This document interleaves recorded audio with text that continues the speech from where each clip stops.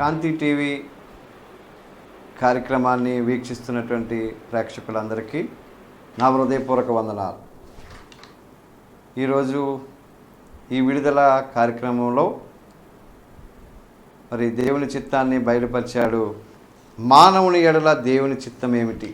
అంశం ఏంటంటే మానవుని ఎడల దేవుని చిత్తం. ఆయన చిత్తము అనగా ఆయన ఇష్టం. ప్రతి మానవుడు కూడా ఏ రకముగా ఈ లోకములో జీవించాలి, ఈ లోకములో ఆయన చిత్తాన్ని నెరవేర్చాలన్నదే ఆయన ఉద్దేశము. కాబట్టి ఆయన ఇక్కడ చెప్తున్నటువంటి మాట, ఎవ్వరూ నశింపకూడదు. మత్తయి సువార్త 18వ అధ్యాయము 14వ వచనంలో మనం చూసినట్లయితే, అలాగుననే ఈ చిన్నవారిలో ఒకడైనను నశించుట పరలోకమందున్న తండ్రి చిత్తము కాదు. హల్లెలూయా. అంటే ఏ చిన్నవారు కూడా నశించపోవటం ఆయన ఇష్టము కాదు. ఈ లోకములో అందరూ కూడా మరి దేవుని మాటను వినాలి, దేవుని యందు విశ్వాసం ఉంచాలి, దేవుని నీతిలో అభివృద్ధి అవ్వాలి అన్నదే ఆయన చిత్తము. కాబట్టి ఎవరు నశించిపోవటం కారణం ఏంటంటే ఆజ్ఞ అతిక్రమం వల్లనే మనకి పాపమైనా వస్తుంది, ఆజ్ఞ అతిక్రమం వల్లనే మనకి దోషమైనా వస్తుంది. కానీ నశించిపోవటం మాత్రం ఆయనకి ఇష్టం లేదు. ఇంకా మనం యోహాను సువార్త 6వ అధ్యాయము 38, 39, 40 వచనాలు మనం చూసినట్లయితే, నా ఇష్టము నెరవేర్చుకొనుటకు నేను రాలేదు, నన్ను పంపిన వాని చిత్తము నెరవేర్చుటకే పరలోకము నుండి దిగి వచ్చితిని. ఆయన నాకు అనుగ్రహించిన అంతటిలో నేనేమియూ పోగొట్టుకొనక అంచెదినమున దానిని లేపుటయే నన్ను పంపిన వాని చిత్తమై ఉన్నది.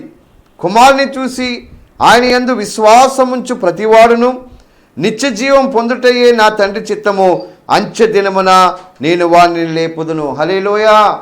ఆయన అంటా ఉన్నాడు, నా ఇష్టము నెరవేర్చుకున్నటకు నేను ఈ లోకానికి రాలేదు. దేవుని చిత్తాన్ని నెరవేర్చడానికి. దేవుడెవరు? యెహోవా దేవుడు. యెహోవా దేవుడు అనగా ఎవరు? ఈ లోకాన్ని సృష్టించినటువంటి సృష్టికర్త. ఆయన తనకిష్టమైనటువంటి కుమారుని, అద్వితీయ శక్తి కలిగినటువంటి యేసయ్యను ఈ భూమి మీదకి పంపించాడంటే ప్రతి వారిని కూడా రక్షణలోనికి నడిపించడానికి, ప్రతి వారు కూడా మరి శరీరేచ్ఛలతో కానీ మరి అంధకార శక్తులతో కానీ మరి పోట్లాడకుండా ప్రతి వారిని కూడా విడిపించి నడిపించడానికి వచ్చినటువంటి యేసయ్య ఎవ్వరూ నశించిపోవడం ఆయనకి ఇష్టం లేదు. అంటే ఈ లోకంలో చాలామంది నశించిపోతూ ఉన్నారు. ఎందుకంటే దేవునికి వ్యతిరేకమైన కార్యాలు చేసి, కొంతమంది అయితే దేవుడు లేడని చెప్పుకుంటూ అనేకమైనటువంటి ఆయనకి ఇష్టము లేనటువంటి కార్యాలన్నీ చేస్తూ కూడా నశించిపోతూ ఉన్నారు, వెనక్కి వెళ్ళిపోతూ ఉన్నారు. దేవుడు అంటా ఉన్నాడు, ఎవ్వరూ నశించిపోవటము నాకు ఇష్టము లేదు. అందుకే నా ఇష్టము నెరవేర్చుకున్నటకు మానవ రూపంలో ఇక్కడికి రాలేదు ఆయన. అందుకే ఆయన దేవుని చిత్తాన్ని నెరవేర్చడానికి వచ్చాడు. కాబట్టి దేవునికి ఇష్టమైనటువంటి ధర్మశాస్త్రములో నడిచాడు ఆయన. ధర్మశాస్త్ర క్రియలు, 10 కమాండ్మెంట్స్, 10 ఆజ్ఞలు కూడా నెరవేర్చిన వారు భూమి మీద ఎవరన్నా ఉన్నారు అంటే అది ఈ లోకానికి వచ్చినటువంటి యేసుక్రీస్తు మాత్రమే. ఆయన ఒక్కడే నెరవేర్చాడు. ఆయన నెరవేర్చాడు కాబట్టి ఆయన ఏ పాపమును చేయలేదు, ఏ దోషమును చేయలేదు. అందుకే నా ఇష్టము నెరవేర్చుకున్నటకు నేను రాలేదు, నన్ను పంపిన వాని చిత్తము నెరవేర్చుటకే పరలోకము నుండి దిగి వచ్చి తిని. హల్లెలూయా. ఏదైతే తండ్రి చిత్త ప్రకారముగా భూమి మీదకి పంపించాడో ఆ తండ్రి చిత్తాన్ని నెరవేర్చడానికి మాత్రమే భూమి మీదకి వచ్చాడు. కానీ తన శరీరేచ్ఛను నెరవేర్చుకోవడానికి, తన కోరికలను నెరవేర్చుకోవడానికి, పట్టాభిషేకం కోసం రాలేదు, రాజ్యాకాంక్ష కోసం రాలేదు, అనేక మంది మరి ఆయన్ని పొగిడించుకోవడానికి రాలేదు. కానీ తండ్రి చిత్తం ఏమై ఉందో తండ్రి చిత్త ప్రకారముగా ఆయన నన్ను పంపాడు కాబట్టి వాని చిత్తము నెరవేర్చుకున్నటకే పరలోకము నుండి దిగి వచ్చి తిని. ఆయన నాకు అనుగ్రహించిన అంతటిలో నేనేమీ పోగొట్టుకొనక. ఆయన అనుగ్రహించాడు. ఏమనుగ్రహించాడు? నువ్వు శక్తిమంతుడవు, నువ్వు బలవంతుడవు, నువ్వు ఆశ్చర్యకరుడవు, నువ్వు ఆలోచనకర్తవు, నువ్వు నిత్యుడగు తండ్రివి, బలవంతుడగు దేవుడవు, సమాధానానికి అధిపతి అని ఆయన ఏం చేశాడంటే ఆయనకు అనుగ్రహించినటువంటి సర్వశక్తిని కూడా వినియోగించి ఆయన ఏం చేశాడు, ప్రతి వారి పట్ల కూడా ఆశ్చర్యకార్యం చేస్తూ ఉన్నాడు. ఎన్నిక లేనటువంటి వారిని కూడా ఆయన యందు విశ్వాసం ఉంచినట్లయితే ఆయన గొప్ప కార్యము నీ జీవితంలో ఇంతవరకు నువ్వు చూస్తూ ఉన్నావు. దేవుని వర్తమానం వింటా ఉన్నావు. ఈ యొక్క విడుదల కార్యము ద్వారా దేవుడు నీతో మాట్లాడుతూ ఉన్నాడు. నువ్వు ఆయన చిత్తాన్ని నెరవేర్చినట్లయితే, ఆయన చిత్తమనగా ఆయన అంటా ఉన్నాడు, నా నీతిని నెరవేర్చండి, నా రాజ్యమును వెతకండి, శరీర వేచ్ఛలను పక్కన పెట్టండి, మీరు నిత్య మోక్షములోనికి నడిపింపబడాలి. నాకు అనుగ్రహించిన అంతటిలో నేనేమీ పోగొట్టుకోనలేదు. ఆయనకు అనుగ్రహించినటువంటి ఆయన మహోన్నతుడు, మహోన్నతుని చాటున నివసించువాడే. దావీదు కీర్తన 91:1 మహోన్నతుని చాటున నివసించువాడే సర్వశక్తిని నీడను విశ్రమించువాడు. నువ్వు విశ్రాంతి తీసుకోవాలంటే ఆ మహోన్నతుని చాటును నువ్వు ఉన్నట్లయితే, మహోన్నతుని అడుగుజాలంలో నువ్వు నడిచినట్లయితే, దావీదు అంటా ఉన్నాడు, యెహోవా యందు భయభక్తులు కలిగి ఆయన త్రోవల యందు నడుచువారందరూ ధన్యులు. ఈ లోకంలో నువ్వు ధన్యులుగా ఉండాలంటే, ధన్యురాలుగా ఉండాలంటే ఆయన అడుగుజాడలో, ఆయన ఫుట్ స్టెప్స్లో మనం నడాలి. ఆయన వెనకాల మనం నడాలి.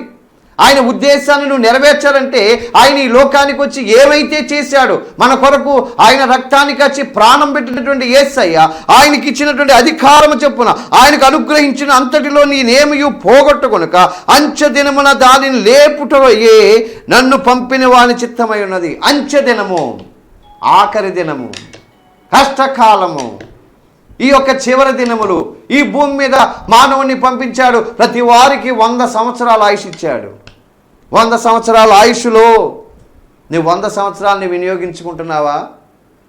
సామెతల గ్రంథము 3:1 సొలొమోను చెప్తా ఉన్నాడు, నా కుమారుడా, నా ఉపదేశం మరువకము, నా ఆజ్ఞలు హృదయపూర్వకముగా గైకొనుము, అవి దీర్ఘాయువును సుఖ జీవితముతో గడుపు సంవత్సరములను, దయను సత్యమును ఎన్నడను విడిచిపెట్టకు. ఆయన యొక్క చిత్తము నెరవేర్చాలంటే ఆయన ఉపదేశాన్ని వినాలి. వింటమే కాదు, ఆచరించాలి. ఆచరించినప్పుడు నిన్ను ఏ సమయంలో అయినా ఆయన నిన్ను లేపుతాడు. ఏ శ్రమలో ఉన్నావు, నువ్వు ఏ కష్టములో ఉన్నావు, ఏ ఇబ్బందిలో ఉన్నావు, ఎటువంటి శ్రమ వచ్చినా తండ్రి అంటే నీ కుడి ప్రక్కన ఆయన ఉంటాడు. నిన్ను నడిపిస్తాడు, నిన్ను పోషిస్తాడు, నిన్ను దీవిస్తాడు. అంచెదినమున దాన్ని లేపుటయే నన్ను పంపిన వాడి చిత్తమై ఉన్నది. అంచెదినాన్ని లేపడానికి, మృతుడైపోయిన తరువాత నిన్ను లేపడానికి ఆయన ఈ లోకానికి వచ్చాడు. అందుకే యేసు ప్రభువును నమ్ముకుంటే 2 భాగ్యాలు ఉన్నాయండి. ఆ 2 భాగ్యాలు ఏంటంటే భూలోక భాగ్యము, పరలోక రాజ్యము. భూలోక భాగ్యాన్ని నువ్వు అనుభవించాలంటే దేవుడి ఉద్దేశాన్ని, దేవుని యొక్క ఆజ్ఞలను నువ్వు కొనసాగించినట్లయితే భూలోకములో నువ్వు భాగ్యవంతుడిగా ఉంటావు. నిత్య మోక్షములో కూడా నీకు అర్హత ఉంటుంది. కారణం ఏంటంటే దేవుని మాట ఎప్పుడైతే వింటావో నిన్ను భూలోకంలోనే ఆశీర్వదిస్తాడు, నిత్య మోక్షంలో కూడా నీకు స్థానాన్ని ఇస్తాడు. అందుకే ఆయన అంటున్నాడు, నేను దానిని లేపుటయే నన్ను పంపిన వాని చిత్తమై ఉన్నది. కుమారుని చూసి ఆయన యందు విశ్వాసముంచు ప్రతివాడును నిత్య జీవం పొందుటయే నా తండ్రి చిత్తము. కుమారుడు అంటే ఎవరు? యేసుక్రీస్తు. 2016 సంవత్సరాల క్రితం వచ్చినటువంటి యేసుక్రీస్తు యందు మనం ఏం చేయాలంటే చనిపోయాడు ఆయన అని కాకుండా, చనిపోయి సమాధిలో ఉండి 3వ దినం ఏం చేశాడండి, ఆయన లేపబడ్డాడు, ఆరోహణమైపోయాడు. 40 రోజులు అనేక మందికి అగపడుచు శిష్యులకు కనిపించాడు. తనకిష్టమైనటువంటి బిడ్డలందరికీ కనిపించాడు. నేను లేచాను, ప్రవక్తలు చెప్పినటువంటి ప్రవచనం నెరవేరింది. నేను లేచాను, నేను లేచిని నేను వెళ్ళిపోతా ఉన్నాను, వెళ్ళిపోయి నీ కొరకు మళ్ళీ ఎదురు చూస్తూ ఉన్నాను. తండ్రి కుడిపార్శ్వాన్ని కూర్చుని ప్రార్థన చేస్తూ ఉన్నాడు. ఆయన మన కొరకు ప్రార్థన చేస్తూ ఉన్నాడు. అందుకే అంటున్నాడు, కుమారుని చూసి ఆయన యందు విశ్వాసం ఉంచు ప్రతివాడును నిత్య జీవం పొందుటయే నా తండ్రి చిత్తము. అంచె దినమున నేను వానిని లేపుదును. యేసు ప్రభుని నమ్ముకుని నువ్వు చనిపోయిన తర్వాత నిన్ను లేపడానికే ఆయన వచ్చాడు. ఈ లోకపు శ్రమలు మరి నీకు అక్కడ కనిపించవు. ఎన్ని శ్రమలు వచ్చినా, ఎన్ని ఇబ్బందులు వచ్చినా, ఎన్ని కష్టములు వచ్చినా యోబు చూసినట్టయితే ఎన్నో శ్రమలు పడ్డాడు, ఎన్నో కష్టాలు పడ్డాడు. తనకున్నటువంటి యావదాస్తి కూడా పోయింది, తనకిచ్చినటువంటి బిడ్డలందరూ చనిపోయారు. చివరికి తన శరీరము కూడా కుళ్ళిపోయింది. అయినప్పటికీ కూడా ఆయన యందు విశ్వాసం ఉంచాడు. భార్య వచ్చి, ఇంకా ఆయన్ని స్తుతిస్తా ఉన్నావా, ఆయన దూషించి మరణము కమ్ము అని అంటే ఆయన ఏమన్నాడండి? మూర్ఖురాలు మాట్లాడినట్టు నువ్వు మాట్లాడుకో అన్నాడు. అంటే ఎన్ని శ్రమలు వచ్చినా అంచె దినమున లేపుతాడు, ఆయన నన్ను లేపుతాడనే విశ్వాసము కలిగి ఉన్నాడు. అందుకే మనము కూడా ఆయన యందు విశ్వాసం ఉంచాలి. నీ కొరకు, నా కొరకు ఆయన చేసిన త్యాగాన్ని ఎప్పుడూ గుర్తుపెట్టుకోవాలండి. ఎప్పుడు గుర్తుపెట్టుకున్నప్పుడు ఆయన దావీదు కీర్తన 15వ అధ్యాయం 1వ వచనంలో అంటున్నాడు, నా గుడారములో అతిథిగా ఉండదగిన వాడెవడు, నా పరిశుద్ధ పర్వతము మీద నివసింపదగిన వాడెవడు. పరిశుద్ధ పర్వతం మీద మనం నివసించాలి అంటే దేవుని మాటలు మనం వినాలి. దేవుని యందు విశ్వాసం ఉంచటమే. ఆయన నీకు చెప్పాడు, ఆయన ఒకటే చెప్తా ఉన్నాడు, నన్ను పూర్ణ హృదయముతో నన్ను అంగీకరించు, పూర్ణ ఆత్మతో నన్ను కొనియాడు, పూర్ణ మనస్సుతో నన్ను ఆరాధించు, పూర్ణ వివేకముతో నన్ను ఆరాధించు, నిన్ను వలే నీ పొరుగువాన్ని ప్రేమించని చెప్తా ఉన్నాడు. ఆ మాటలు మనం వినాలి. ఆయన యందు విశ్వాసం ఉంచాలి. విశ్వాసం ఎప్పుడైతే ఉంచుతావో దేవుడు అద్భుతమైన కార్యము, ఆయన మీద నువ్వు ఎప్పుడైతే విశ్వాసం ఉంచుతావో విశ్వాసము ద్వారా నువ్వు నీతిమంతుడుగా అయిపోతా ఉన్నావు.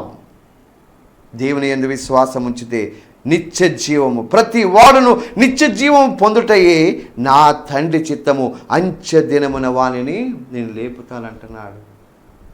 మనం చనిపోక తప్పదు. భూమి మీదకి వచ్చినటువంటి మనం ఆయన ఇచ్చినటువంటి ఆయుష్య కాలము ఎన్ని సంవత్సరాలైనా, దావీదు కీర్తన 90లో ఉంది కదా, అధిక బలం ఉన్న ఎడల 80 సంవత్సరములు, లేకపోతే మన వయస్సు, మన యొక్క ఈ లోకములో మన జీవితము 70 సంవత్సరాలు, అధిక బలం ఉన్న ఎడల 80 సంవత్సరాలు. ఇంకా అంటున్నాడు, ఇంకా ఆయుష్ను పెంచుతాను, ఇంకా నీకు ఆయుష్ను పెంచుతాను. నా యందు నువ్వు విశ్వాసం ఉంచినట్లయితే నీకు తప్పనిసరిగా నీకు ఆయుష్ని పెంచుతానని దేవుడు వాగ్దానం చేస్తూ ఉన్నాడు. అందుకని ఎవ్వరూ నశించిపోవటం ఆయనకి ఇష్టము లేదు. మనం చూసినట్లయితే 1 దెస్సలోనికయులు 5వ అధ్యాయము 16వ వచనములో ఇక్కడ తెలియపరుస్తూ ఉన్నాడు, ప్రతి విషయములందును కృతజ్ఞతాస్తులు చెల్లించుడి, ఇలాగు చేయుట యేసుక్రీస్తునందు మీ విషయములో దేవుని చిత్తము. హల్లెలూయా. కృతజ్ఞతాస్తులు చెల్లించాలి. రక్షింపబడిన నీవు ఆయనకి స్తుతులు చెల్లించాలి, ఆయనకి స్తోత్రాలు చెల్లించాలి, ఆయన ఆరాధనకి రావాలి, పరిశుద్ధ దినమును ఆచరించాలి. పరిశుద్ధ దినమును ఏం చేశాడు? ఆయన పరిశుద్ధపరిచాడు, ఆశీర్వదించాడు. ఆశీర్వదించినటువంటి పరిశుద్ధపరిచినటువంటి ఆదివార దినములో నువ్వేం చేయాలి? కృతజ్ఞత కలిగి ఆయన స్తుతించాలి, ఆయనకి స్తోత్రాలు చెల్లించాలి. స్తుతి ఆరాధనలో నువ్వు పాలు పంచుకోవాలి. నువ్వు సాక్ష్యపెట్టగా ఉండాలి. దేవుని మాటలు విని వాటి ప్రకారముగా నువ్వు జీవించేవారిగా నువ్వు ఉండాలి. మనం ఏ కార్యక్రమానికి వెళ్ళినా, ఏ పని చేసినా, ఆఫీస్కి వెళ్ళినా, లేకపోతే వ్యాపారం చేసుకున్నా, ఏమి చేసినా సరే మనకు ఎల్లప్పుడూ కూడా ఆయన మేలు చేస్తూనే ఉంటాడు. మా అమ్మమ్మగారు ఉండేవారు, ఆవిడికి 97 సంవత్సరాల వయసు.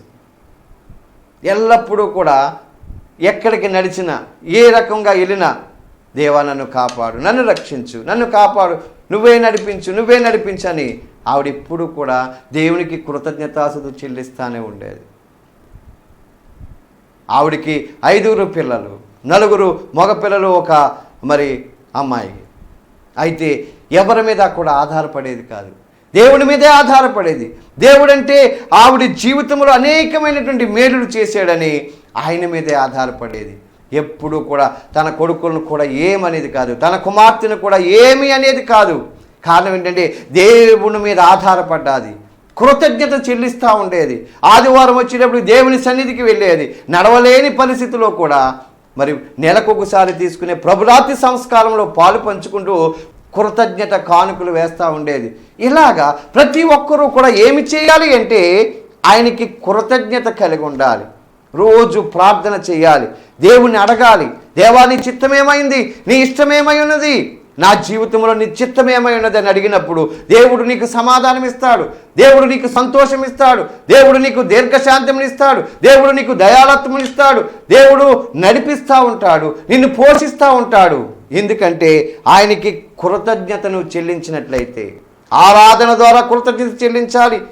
మరి నువ్వు ఇచ్చే దాని నుంచి కూడా కృతజ్ఞత చెల్లించాలి. చాలామంది కష్టాలలో ఉన్నప్పుడు చాలామంది అంటారు, నాయన గారు, పాస్టర్ గారు, మా అబ్బాయికి కానీ ఈ కార్యము జరిగిపోతే నేను 10వ భాగం ఖచ్చితంగా ఇచ్చేస్తానని ఒక వాగ్దానం చేస్తూ ఉంటారు.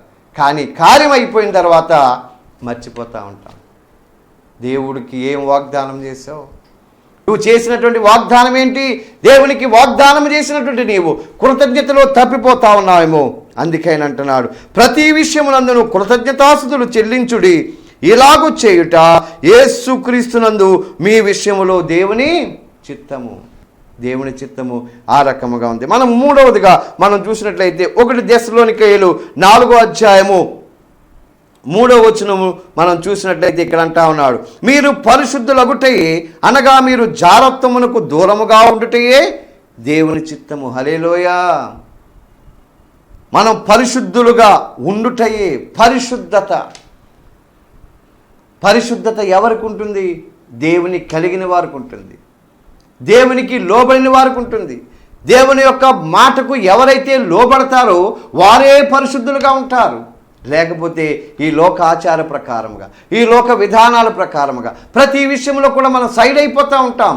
కారణం ఏంటంటే దేవుడు మనలో ఆత్మక్రియ జరిగించట్లేదు. జరిగించాలంటే ఆయనకి అవకాశం ఇవ్వాలి. పరిశుద్ధులుగా నీవు ఉంటే నీ హృదయంలోనికి వస్తావు.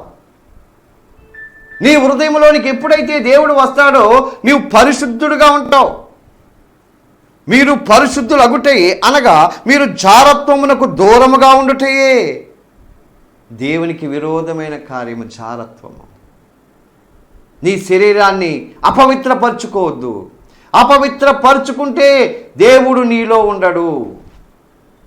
ఆయనకు కృతజ్ఞతగా నువ్వు ఉండలేవు కాబట్టి నీవు జారత్వములోనికి జారుకుంటా ఉన్నావు. ఆజ్ఞాతిక్రమమైనటువంటి పాపము చేస్తూ ఉన్నావు. ఈ ఆజ్ఞాతిక్రమమైనటువంటి పాపము నువ్వు ఎప్పుడైతే చేస్తున్నావో దేవుడు నీలో నివసించట్లేదు. ఈ శరీరము, ఈ ఆత్మ ఆయన పెట్టినటువంటి దీపము. ఈ దీపము వెలగాలి అంటే నీవు ఆయన యందు విశ్వాసం ఉంచాలి. ఇంకా దేవుడు చెప్తా ఉన్నాడు ఇక్కడ మాటలు, మీరు పరిశుద్ధులగుటే అనగా మీరు జారత్వమునకు దూరముగా ఉండుటే దేవుని చిత్తము. మీలో ప్రతివాడును దేవుని ఎరుగని అన్యజనుల వలె కామాభిలాష యందు కాక పరిశుద్ధత యందును ఘనత యందును తన ఘటమును ఎట్లు కాపాడుకొనవలెనో అది ఎరిగి ఉండుటయే దేవుని చిత్తము. హల్లెలూయా. మీలో ప్రతివాడును దేవునిని ఎరుగని అన్యజనుల వలె. క్రైస్తవులుగా చాలామంది ఉన్నారు. ప్రభువా ప్రభువా అని పిలుస్తూ ఉన్నారు. ప్రభువా ప్రభువా అని పిలిచేవారు ప్రతి ఒక్కరూ పరలోక రాజ్యము చేరరు, కానీ తండ్రి చిత్త ప్రకారము చేయువాడే పరలోక రాజ్యము చేరని వాక్యము సెలవిస్తూ ఉంది. మనకి దయాగుణము కలిగి ఉండాలి, సాత్వికం ఉండాలి. ఆయన సాత్వికుడిగా ఉన్నాడు, ఆయన దీన మనసుకుడుగా ఉన్నాడు. నీలో వర్ధిల్లాలి అంటే నువ్వు కామాభిలాషతో నీ ఉండకూడదని దేవుని వాక్యం సెలవిస్తూ ఉంది. పరిశుద్ధత యందును ఘనత యందును తన ఘటమును ఎట్లు కాపాడుకొనవలెనో అది ఎరిగి ఉండుటయే దేవుని చిత్తము. ఈ శరీరమునకు మలినం అంటుకోకుండా, ఈ ఘటమునకు మలినం అంటుకోకుండా ఉండుటయే దేవుని చిత్తం. మలినం అంటుకోకూడదు. ఈ ఘటము చాలా బలహీనమైనటువంటి ఘటము. ప్రతి విషయంలో లోబడిపోతూ ఉంటుంది. ఎవరేమి చెప్పినా వినేస్తూ ఉంటారు. దేవునికి విరోధమైనటువంటి కార్యాలు చేస్తూ ఉంటాం. చాలామంది కార్యాలు చేస్తూనే ఉంటారు. దేవుడా దేవుడా అంటారు కానీ దేవుడు చెప్పినటువంటి మాట వినరు. దేవుడా దేవుడా అని దేవుని సన్నిధికి వస్తారు కానీ ఆ కూర్చుని ఆ దేవుని మాటలు విన్నంతసేపు కూడా వింటారు. వెళ్ళిపోయిన తర్వాత వారి ఇష్టానుసారముగా జీవిస్తూ ఉంటారు. అది దేవుని చిత్తము కాదు. దేవుని చిత్తం ఏంటంటే నీవు పరిశుద్ధుడుగా ఉండటమే. నీకు ఏదైతే దేవుడు చెప్పాడో దేవుడి చిత్త ప్రకారముగా నడాలి.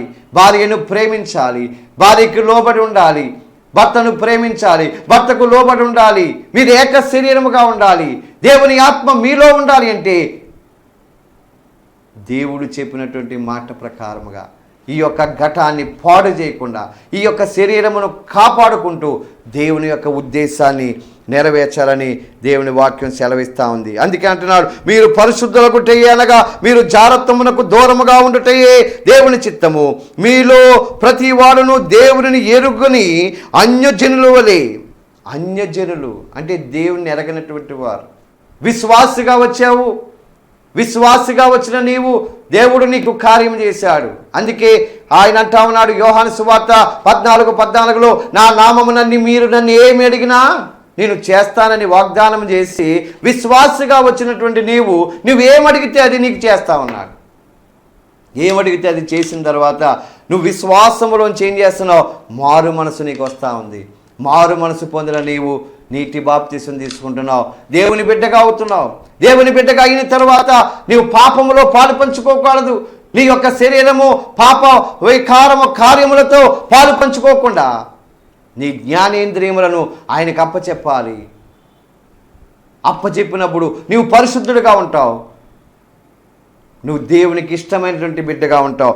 అన్యజనులు దేవుణ్ణి ఎరుగని అన్యజనుల వలె కామాభిలాష యందు కాక పరిశుద్ధత యందు. ఈ పరిశుద్ధ గ్రంథమును మనం మోస్తా ఉన్నాం. ఇది పరిశుద్ధుడి యొక్క గ్రంథము. ఈ పరిశుద్ధ గ్రంథాన్ని నువ్వు మోస్తున్నావు కాబట్టి నీవు కూడా పరిశుద్ధుడిగా ఉండాలి. చాలామంది ఎలా ఉన్నారు, మేము నమ్మేసుకున్నాం, ఎప్పుడో నమ్మేసుకున్నాం, మేము బాప్తీసం తీసేసుకున్నాం, మేమేమి చేసినా పర్వాలేదు అనుకుంటున్నారు. దేవుడు అలాగంటలేదు. ప్రయాసపడి భారము మోసుకున్న సమస్త జనులారా నా యొద్దకు రండి. మీరు ప్రయాసతో ఉన్నారేమో, మీరు ఇబ్బందిలో ఉన్నారేమో, మీ ప్రయాసను నేను మోస్తాను కాబట్టి నా కృపలో వర్ధిల్లండి. కృప అనగా దేవుడు మన కొరకు ఏం చేశాడండి? రక్తము కాచి ప్రాణాన్ని పెట్టాడు. ప్రాణాన్ని పెట్టినటువంటి యేసయ్య ఆ కృపలో నువ్వు వర్ధిల్లాలి కానీ నువ్వు పాపపు కార్యాలలో వర్ధిల్లకూడదు. దేవునికి అత్యున్నతమైనటువంటి కార్యాలలో నువ్వు వర్ధిల్లకూడదు.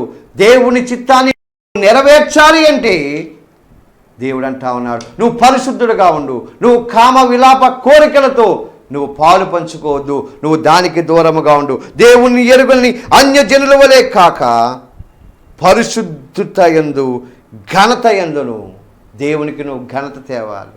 నువ్వు నమ్ముకున్నావు, నువ్వెవరవయ్యా? దేవుని బిడ్డ. దేవుని బిడ్డ అంటే దేవుడిలాగే ఉండాలి. ఎందుకంటే తన రూపాన్ని ఇచ్చి భూమి మీదకి పంపించినటువంటి యేసుక్రీస్తు మన ద్వారా ఘనత పొందాలి ఆయన. అందుకే ఈ సువార్తలు అనేక మంది దైవజనులు సేవలు చేస్తూ ఉన్నారు, అనేక మీటింగులు పెడతా ఉన్నారు, టీవీల ద్వారా వర్తమానాలు ఇస్తూ ఉన్నారు. కారణం ఏంటంటే వారిని రక్షించిన దేవుని కొరకు వారు ఏం చేస్తున్నారండి? సువార్త చేస్తూ ఉన్నారు. మీరు వీక్షిస్తూ ఉన్నారు, దేవుని కార్యాన్ని వింటా ఉన్నారు, దేవుని ఉద్దేశాలను మనం వింటా ఉన్నారు. ఆయన అంటా ఉన్నారు, మీరు పరిశుద్ధులుగా ఉండండి. పరిశుద్ధత మనకు కావాలి. ఆయన చిత్తాన్ని, మరి దేవుని చిత్తం ఏమిటంటే ఎవ్వరూ కూడా నశించిపోకూడదని ఆయన చిత్తము. ఆయన అంటా ఉన్నాడు, మరి భూలోకములో ప్రతి విషయములో కృతజ్ఞత చెల్లించుటయే ఆయన చిత్తము. మూడవదిగా మనం పరిశుద్ధులుగా ఉండుటయే దేవుని చిత్తము. పరిశుద్ధత గలవారిగా, నోటిలో పరిశుద్ధత ఉండాలి, మన వినికుడిలో పరిశుద్ధత ఉండాలి, మన చూపులో పరిశుద్ధత ఉండాలి, మనం చేసే పనుల్లో పరిశుద్ధత ఉండాలి. నీ చేతికి వచ్చిన పని ఏది కూడా నువ్వు దుబరా చేసుకోకూడదు. ఎందుకంటే నీకు అప్పచెప్పిన పనిని శ్రద్ధగా చేయాలి. దేవుడు నిన్ను ఆశీర్వదించాడు, సంఘములో నిన్ను దీవించాడు, దీవించిన కొలది దైవజనుని బలంగా నడిపించాలి. దేవుడు నమ్మదగిన వాడు. 146 దావీదు కీర్తనలో ఆయన అంటా ఉన్నాడు 6వ వచనములో, ఆయన ఆకాశమును భూమిని సముద్రమును దానిలోని సర్వమును సృజించిన వాడు, ఆయన ఎన్నడూనూ మాట తప్పడండి. నీకు ఒక మాట ఇస్తా ఉన్నాడు, నువ్వు నశించిపోవడం ఇష్టము కాదు, నువ్వు కృతజ్ఞత చెల్లించాలని, నువ్వు పరిశుద్ధులుగా ఉండాలని ఆయన చిత్తము. కాబట్టి నువ్వు ఆయన చిత్తంలో నడిచినట్లయితే ఆయన నీ మాట వింటాడు. నీకు ఒక వాగ్దానం చేస్తా ఉన్నాడు, నీ కుటుంబాన్ని హెచ్చిస్తాను, నీ కుటుంబాన్ని దీవిస్తాను, నీ కుటుంబాన్ని ఉన్నతమైనటువంటి స్థితిలోనికి తీసుకెళ్తానని ఒక వాగ్దానం చేస్తా ఉన్నాడు. అందుకే దావీదు 146 దావీదు కీర్తన 6వ వచనంలో, ఆయన ఆకాశమును భూమిని సముద్రమును దానిలోని సర్వమును సృజించిన వాడు, ఆయన ఎన్నడూనూ మాట తప్పనివాడు. ఆయన మాట తప్పే దేవుడు కాదండి. ఈ లోకంలో ఎవరైనా ఒక మాట ఇచ్చి, మన బంధువులైనా మాట ఇచ్చి, స్నేహితులైనా మాట ఇచ్చి తప్పుతారేమో కానీ యేసుక్రీస్తు ప్రభుల వారు ఆయన తప్పే దేవుడు కాదు. ఆయన మానవులను ప్రేమించాడు. ఆయన ఎన్నడూను బాధపరచబడే వారికి ఆయన న్యాయము తీర్చుతాడు. ఆకలి గొనిన వారికి ఆయన ఆహారము దయచేస్తాడు. యెహోవా బంధింపబడే వారిని విడుదల చేయను. యెహోవా గుడ్డి వారి కన్నులు తెరవచేయువాడు. యెహోవా కృంగిన వారిని లేవనెత్తివాడు. యెహోవా నీతిమంతులను ప్రేమించువాడు. హల్లెలూయా. ఆయన మాట తప్పే దేవుడు కాదు. నువ్వే బంధకములో ఉన్నా, ఏ పరిస్థితుల్లో ఉన్నా, ఏ ఇబ్బందులో ఉన్నా, ఏ శోధనలో ఉన్నా, నిన్ను విడిపించడానికి ఈ లోకానికి వచ్చినటువంటి యేసయ్య. నువ్వు నశించిపోవడం ఆయనకి ఇష్టము కాదు. నువ్వు పవిత్రుడుగా జీవించాలన్నదే ఆయన చిత్తము. కాబట్టి ఈ చిత్తాన్ని ఎరిగినటువంటి నీవు దేవుని వాక్యాన్ని విన్నావు. ఈ యొక్క విడుదల కార్యక్రమం ద్వారా దేవుడు నీతో మాట్లాడాడు. నువ్వు ఒక తీర్మానం చేసుకో. ఈ మాటలు విన్నటువంటి నువ్వు ఒక తీర్మానం చేసుకున్నట్టయితే దేవుడు నీతో మాట్లాడుతూ ఉన్నాడు. ప్రార్థన చేద్దాం. మహాపరిశుద్ధుడు, ప్రియ పరలోకపు తండ్రి, నీ నామమునకు వేలాది వందనములు లెక్కలేని స్తుతులు స్తోత్రం చెల్లిస్తున్నాము నాయన. ఈ విడుదల కార్యక్రమం ద్వారా నాయన నువ్వు ఇచ్చినటువంటి సందేశాన్ని బట్టి నీకు వందనాలు. ఎవరూ నశించిపోకూడదన్నదే నీ చిత్తము. కాబట్టి ప్రతి ఒక్కరిని భూలోకములో పవిత్రురాలుగా నువ్వు ఉంచాలన్నదే నీ చిత్తము. కృతజ్ఞతాస్తుతులు చెల్లించడమే చిత్తము. ఎవ్వరూ కూడా నశించిపోవటం నీకు ఇష్టము లేదు. కాబట్టి ప్రతి ఒక్కరిని కూడా ఈ కార్యక్రమాన్ని చూస్తున్న ప్రతి బిడ్డను కూడా దీవించండి. వారి బంధకాల నుంచి విడిపించండి, శ్రమల నుంచి విడిపించండి, కష్టాల నుంచి విడిపించండి. నీవే కాపాడి నడిపించమని, మీరే తోడుగా ఉండమని, దీవెనలతో నాయన నీ కృపలతో నడిపించి అనేక ఆశీర్వాదాలు ఈ బిడ్డలకు దయచేయమని, మీరే తోడుగా ఉండి నడిపించమని నజరేయుడైన యేసుక్రీస్తు నామమున అడుగుతున్నాము తండ్రి. ఆమేన్. మీ అందరికీ నా వందనాలు. మా కొరకు, మా కుటుంబం కొరకు ప్రార్థన చేయండి. My address, Brother RK, Lifetree Ministries, 60-27-188/1, IH Colony, Malkapuram Post, Visakhapatnam. మా పిన్ కోడ్ 530011. మా ఫోన్ నంబర్ 9949923209.